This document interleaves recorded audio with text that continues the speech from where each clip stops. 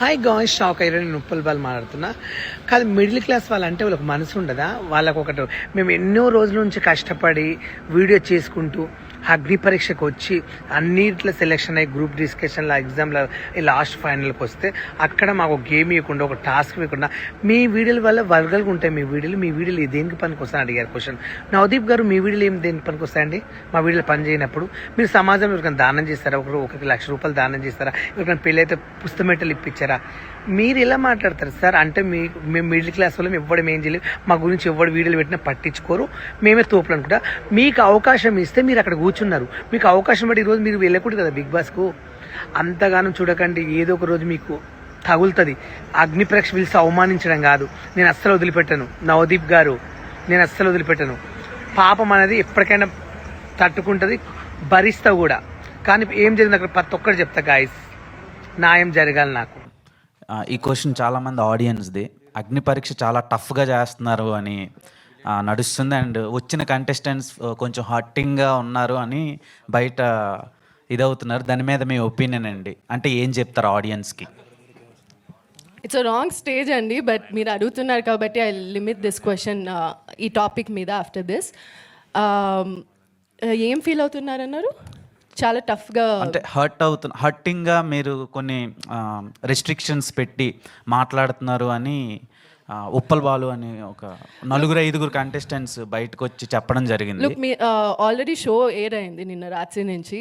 మీరు చూస్తే మీకు అర్థమవుతుంది. యాజ్ జడ్జెస్ అక్కడ మేము డిఫరెంట్ కైండ్ ఆఫ్ రియాక్షన్స్ని చూడాలనే మమ్మల్ని అక్కడ పెట్టారు. సో కొందరితో మంచిగా మాట్లాడతాం, వాళ్ళు మాట్లాడే దాన్ని బట్టి కొన్నిసార్లు కొంచెం వేరే విధంగా మాట్లాడతాం. కొంచెం టాస్కులు అది చేస్తారా చెయ్యరా, బికాస్ వాళ్ళు ఫామ్లో రాసేదానికి అన్నీ రాస్తారు, బట్ దెన్ అది కరెక్టా రాంగా అని మేము అక్కడ కూర్చొని మేము జడ్జ్ చేయాలి. సో అలాంటి టైంలో డిఫరెంట్ వేస్ మేము మాట్లాడతాం, క్వశ్చన్స్ అడుగుతాం. అది డిఫరెంట్గా, బయటికి ఎలా వెళ్తుందో తెలియదు. ఎనీవేస్ షో ఇప్పుడు ఎయిర్ అవుతుంది కాబట్టి చూస్తే మీకే అర్థమవుతుంది. అలా ఏం లేదు. ఓకేనా, థ్యాంక్ యూ. ఓకే, విశ్వదేవ్ గారు, హ్యాపీ బర్త్డే సార్.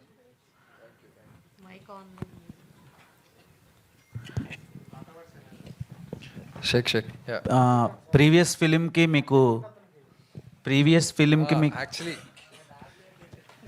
ఫిలింకి మీకు నేషనల్ అవార్డు వచ్చింది. అవును.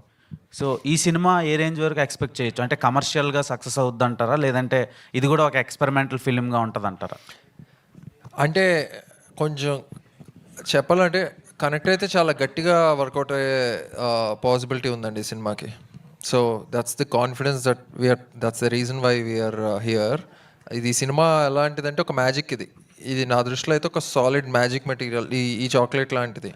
సో ఇది కానీ డార్క్ చాక్లెట్ నచ్చిన వాళ్ళకి విపరీతంగా నచ్చుతుంది. సో ఆ నచ్చిన నెంబర్ ఎక్కువ ఉంటే ఇది ఒక మంచి బ్లాక్ బస్టర్ అయ్యే ఛాన్సెస్ గట్టిగా ఉన్నాయి. That's our strong belief system. అలాగే అనుకునే సినిమా తీస్తాం, అలాగే అనుకునే ప్రమోట్ చేస్తున్నాం. సో ఆ నమ్మకం మాకుంది.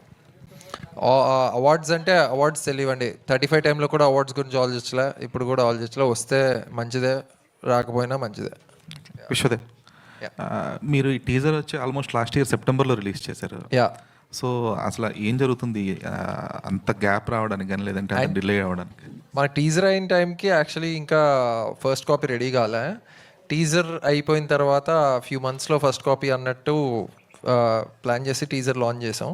దాని తర్వాత it took some time. Like I said, it's a very complex film, very difficult film craft wise to put together. తను రాసేసాడు కానీ అన్నీ కలిపి దాన్ని ఒక సెటప్లో ఒక ప్యాకేజ్లో తయారు చేయడం చాలా చాలా టఫ్. అండ్ అది కరెక్ట్గా చేయకపోతే ఈజీగా లైక్ చాలా ఎవరు రాజమౌళి గారు ఒకసారి అంటారు, కమర్షియల్ సినిమాస్ లేదా ఒక టైప్ ఆఫ్ ఫార్మాట్ ఫిలిమ్స్ కొంచెం అటు ఇటుగా ఉన్నా, కొంచెం బాగానే ఉన్నా కూడా నడిచిపోతుంది. కానీ ఇంటెన్షనల్గా చేసిన ఒక టైప్ ఆఫ్ కొత్త రకమైన సినిమాలు, కొత్త సినిమా అనే ఒక కాన్సెప్ట్లో చేసినవి 99.9% పర్ఫెక్షన్తో ఏం చేయాలి.